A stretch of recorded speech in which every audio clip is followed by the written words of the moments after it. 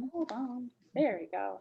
All right. So this is episode number 4 of the Revival Pure Essential Education Series. So today we have my cousin, Tanya Robson, here to talk about her experiences with essential oils. And she is a nurse.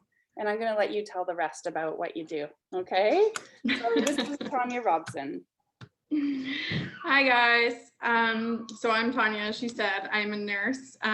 Currently during this pandemic, I'm working from home, still helping patients. I manage a patient support program, and I'm also helping with some clinical trial stuff for COVID and treatments for it across the country. So it keeps me busy. Yeah, you think? So, right. So I definitely need my oils. Thank God for them. I know during this time, I think Adaptive just like stays in my pocket because I live for it. Whenever I feel stressed, I just pull it out. But how I got started in wanting to use the oils was mainly for my youngest son, Jalen. So he was premature. So he had a slew of health issues when he was born. And then we later found out he has something called thalassemia, which is a type of anemia, basically where your red blood cells destroy themselves. So his iron stores are always running low.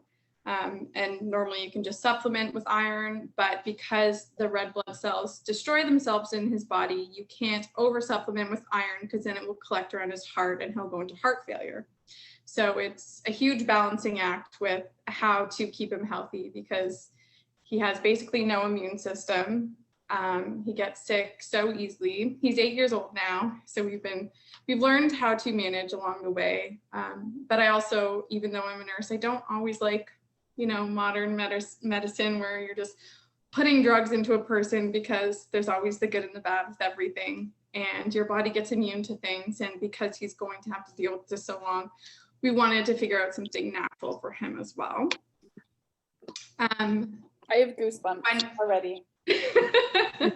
When he gets sick, he gets very sick. And it's literally just from 0 to 100 with him. And we kind of came to learn that when he gets strep, we have about 48 to 72 hours before it goes septic for him.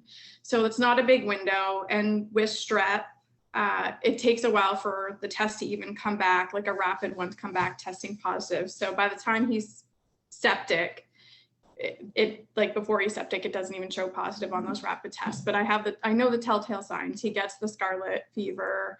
He gets really tired and just his energy is completely depleted.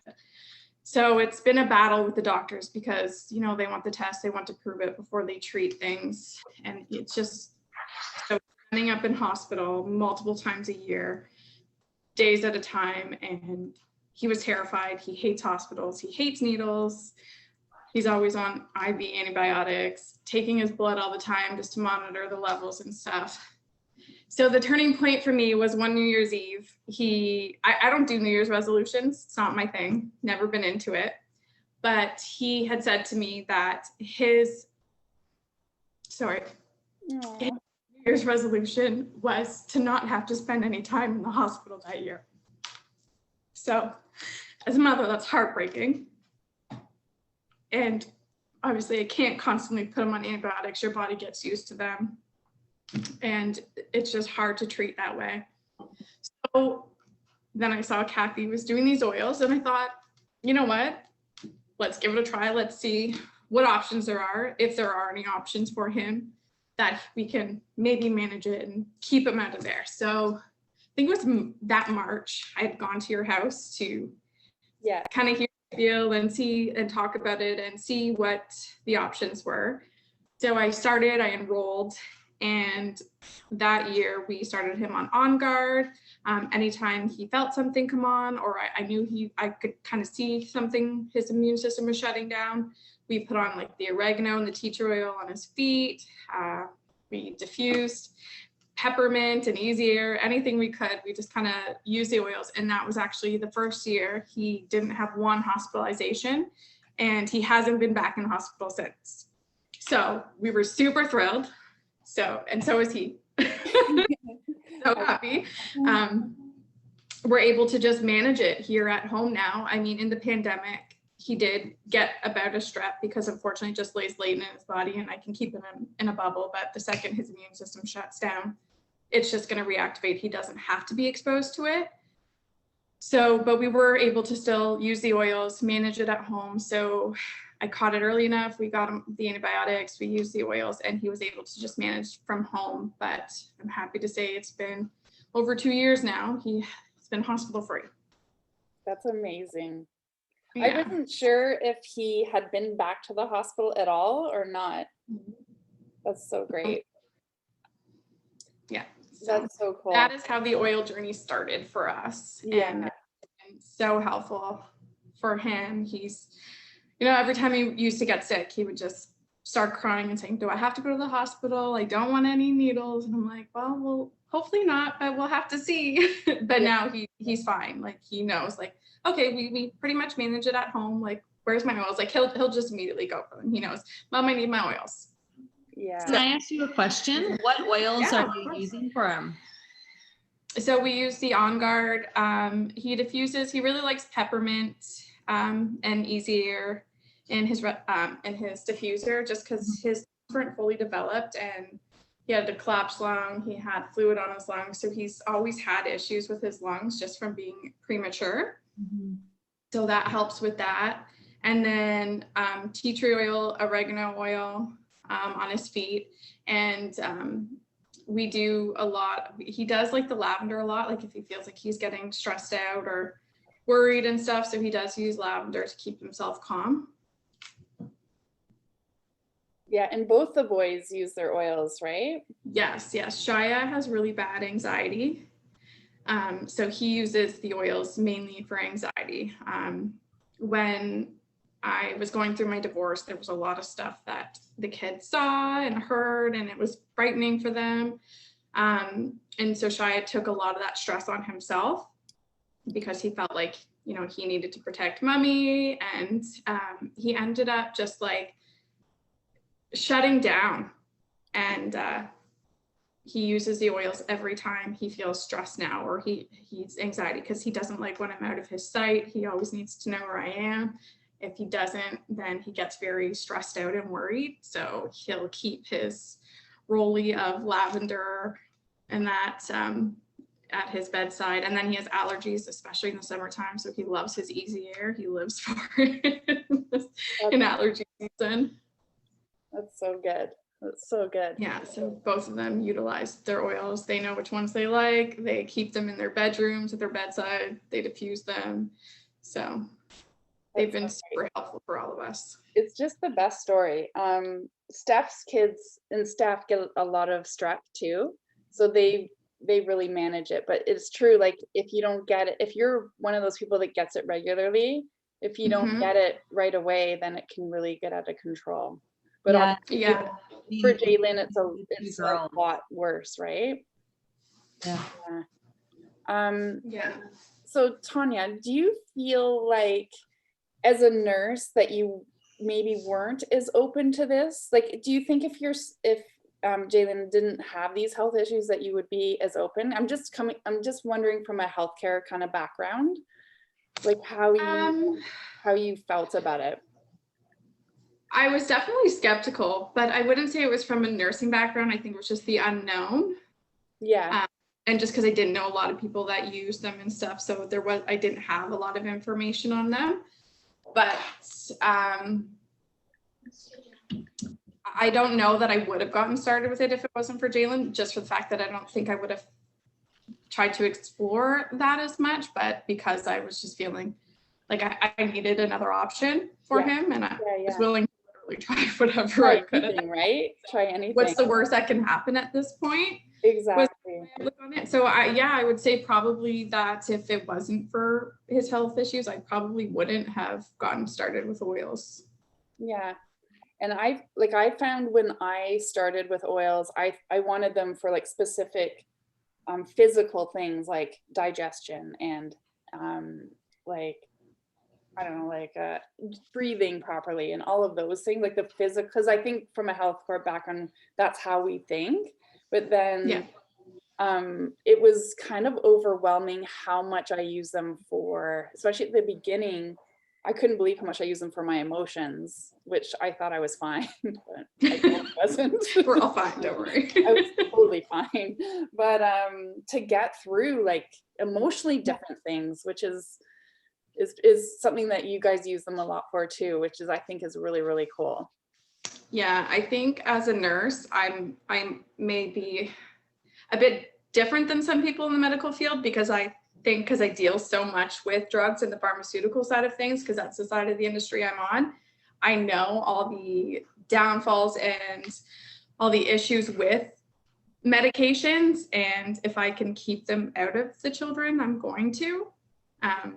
I give them what they need, and beyond that, I don't really like using medications, like medications, because well, that's how it really should be, right? Like it should be, okay, yeah, modern medicine is like really important for a lot of different ailments, but if you can balance, like have a balance, it's like a whole body thing, right? You're looking at everything instead of just like you got a liver guy and a lung guy. Like natural medicine kind of looks after you and does a lot of preventative.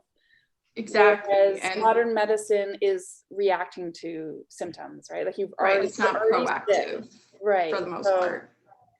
And it's so hard on your system, because you have to think with somebody who's sick and has to take a lot of medications, that's a lot more work on all of your organs. And every medication you take is being filtered through those organs. And the more you make your organs work, the shorter their lifespan. So I know he's going to be on medications for the rest of his life. He'll probably need blood transfusions. He'll probably have to take medications to help with his iron stores, you know, once he gets older and becomes a bit more active and stuff like that. So whatever I can do to keep modern medications out of him and keep his organs functioning longer is a good option, in my opinion, because as great as some modern medicines are, it's always, you know, you need to use them with caution, and you need to think of how many you're using and what are you using it for. Is there an alternative? Because these is all we have. Exactly. People don't think about that, I find. Well, we see this at the hospital all the time. Oh yeah. Multiple organ failures from medication, like kidney failure because of blood pressure meds, and like it's terrible. I remember I had this one lady, she was actually a mom of someone I went to high school with.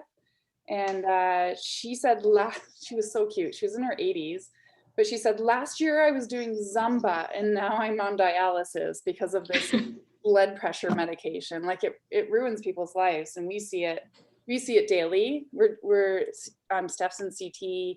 I'm in interventional, which is dealing with everyone who's got failures, like organ failures. So yeah, it's huge. It's huge. People, and I'm there's people who definitely just think like, just give me whatever it takes to fix this, but that leads to something else. So exactly, kind of think of the big picture and the long-term thing, and I don't think people kind of look into that as much as they should. I think they think it's just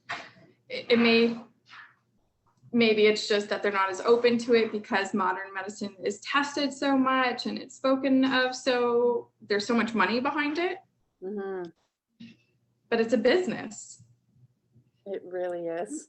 It's a business. And this is like one of the huge reasons, I'm sure for Steph as well, is one of the huge reasons that we do this, that we keep going and we keep sharing, because we know what an impact it can make, not just for now, but for people's futures, which they don't really, not a lot of people think about that, what consequences will have in the future. So awesome, Tanya, thank you so much. Do you guys have any questions, Trisha or Brenda?